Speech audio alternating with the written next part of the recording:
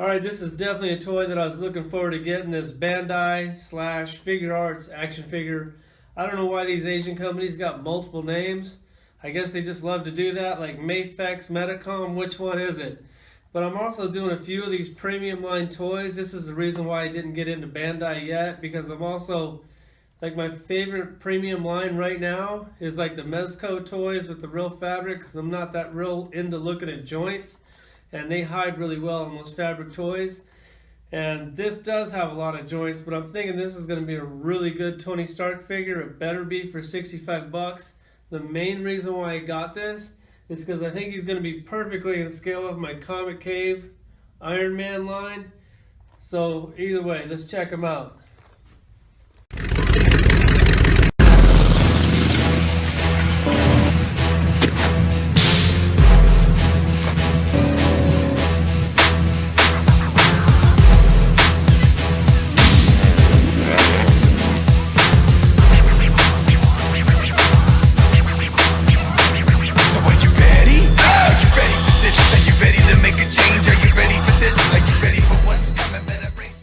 Alright, let's take a closer look at this Tony Stark's. Now this is my first Figure Arts toy, and I'm going to tell you what, this is really nice. I wasn't thinking that it was going to be this good out of the package. This likeness is pretty much spot on. Like, that definitely looks like Tony to me.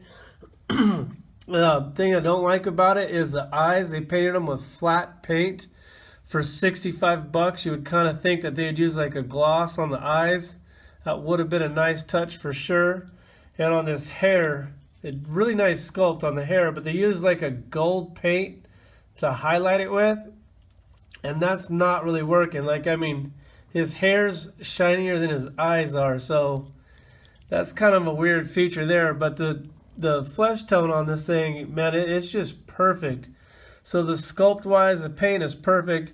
Another thing that I think they kind of dropped the ball was this symbol in his chest. Like, they just kind of painted it blue. It doesn't really look like it's glowing to me. It just kind of looks blue. Maybe a little bit more white would have did it. On a $65 toy, I mean, I'd rather spend another 20-30 bucks to have this thing light up. And also they come with a display base, which I'm going to show you here in a little bit. That would have been a nice feature to light up too. So a light up chest for a premium toy, an extra 20 bucks, that wouldn't have been bad, because you figure this toy it's definitely a little bit better than a Medicom, and I'm going to do a comparison with that here in a little bit. But those toys are like $45, $50, so this is basically $15, $10, you know, kind of depending on how much you got it for. So it's a little bit more money, but it's definitely a much better toy than the Medicoms that I have. The articulation, I'll just go over real quick.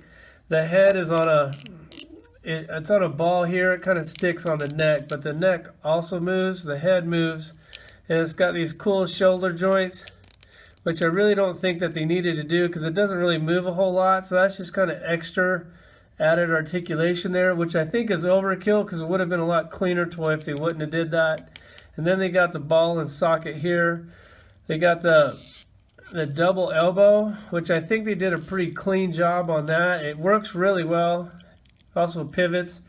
And then the wrist, you know, it does everything up and down, all the way around. So that's cool too. It's got this joint here for like an ab crunch. You can do like a double ab crunch. Really well done. Though this clothes this is like a soft, flexible vinyl here, which is really cool. I don't think I've seen that done before. The legs are done well. They didn't do a thigh cut, which I'm really glad that they didn't, because I don't really like that. This knee joint, it couldn't be any more well done. Like, that is really, like, you can't. It looks like a wrinkle in his clothes. So, and then when it opens up, it doesn't even look that bad when it's opened up. So they really did a good job with that. Then the ankles, they also pivot side to side. And then they did a toe articulation, which you really don't need a toe articulation, but when you're going to do it this nice, it's really a nice little touch. Sculpted the bottom of his shoes. That's also nice. I mean, it's pretty much a perfect toy. Like, no real complaints. A little gloss on the eye, a light up chest. That's the only way that this thing could have really been any better. on this, like if it wasn't so damn expensive, I'd love to get 2 of these because I'd like to display one like this with the normal hands and then with the gloves on it. Let me try on some of these other gloves and I'll show you those. Okay, he also comes with this other set of flat hands in case he wants to high-five somebody or play rock, paper, scissors. He's definitely got the paper and the rock down. If he has to go for scissors, man, he's going to be screwed on that deal. But he can definitely high-five Cap if he needs to. Okay, then he also comes with these set of hands to hold something, but he doesn't come with anything to hold. So these hands must be for like if Pepper's out of town or she's coming home from work late. That's the only thing I can think these hands are for.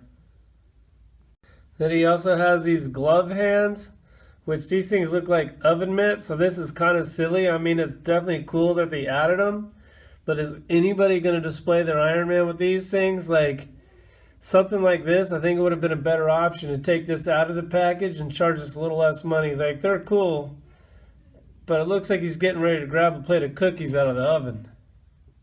Okay, here he is up on his base. This is how I'm going to display him. I put his boots on him. Just these legs plugged right off at the knee. I think that's really a cool touch. The arms, they also come off at the elbows. And this toy, I tell you what, I am a fan of FigureArts from now on. Now I'm really going to start thinking about some of these other toys that they got coming out, like that Harley Quinn and that Joker. I haven't committed to a line on those yet, but as long as they all are similar to the same scale, then I'll probably just mix and match and try to build the best set of that. But here he is. I wish this toy was a little cheaper because I'd love to display him with his normal shoes and his normal hands on. But I can't afford 2 of them, so this is how I'm going to display him. Okay, I pulled out some random figures for a size comparison and also a quality comparison. As you can see, on the height, he's just a little under 6 inches. And right next to him, I have this Comic Cave Iron Man. This is the reason why I got that Tony Stark, is for I could display him with that set of toys. And then over here, I have this Mezco Cap. He's a little over 6 inches. I wish they were a little bit closer to scale, but I don't think you'd notice too much if I wanted to display them together. That cap is actually kind of bulky. And then here's a Tony Stark that I threw together with that extra head that I got in that 3-pack. And a chameleon body, just popped that on. Here's my Rescue Pepper Potts, a little over 6. Then a random Marvel Legends Iron Man. He's about 6.5. And then here's this Metacom Spider-Man.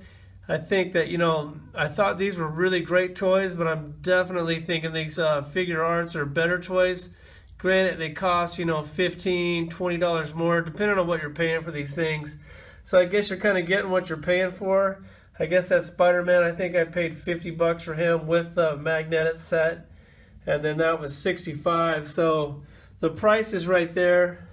These Comic Cave Iron Mans, man, they're all over the place.